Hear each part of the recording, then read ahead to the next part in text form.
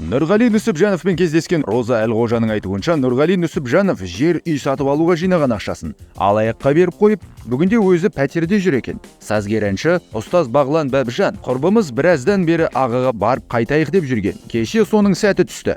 Халық әртісі бүгіннің аңызы Нұрғали Нүсіпжанов ағамызға сәлем беріп бардық. Биыл сахнада жүргеніне 7 жыл толады екен. Өзі 87-ге келіпті. Ағадан бата алып ырымдап жатыр. Біз кейде қасымыздағының қадірін білмей, жеке қалдырып, құса қылып жатамыз.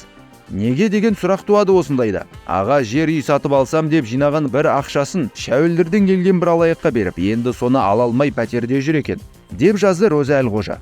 Сондай-ақ Роза Әлғожа жезтаңда әншінің орындалмаған арманы жайында айтты. Өзім де кезінде ағадан сұхбат алған сияқты едім, бірақ шын ғұмыр тарихын білмейді екенбіз ғой. 2 әйелден 5 қыз көрген бұл кісінің орындалмаған арманы ол болыпты. Ұрпағының жалғасын көргісі келеді екен. Жас жеңгеміз де Эконың бар ғаламатын көріп баққан болмапты. Енді бар үміті бала асырап алып ағаның артынан жаздыру. Баладай мәпелеп күтіп жүрген бұрынғы журналисті де аядым. Нұрғали Нүсіпжанов әлеміне бойлап жазу сызуында ұмытыпты. Қайтпек керек. Алла маңдайға берген болса бәрі де болар, деп жазды Роза Әлғожа.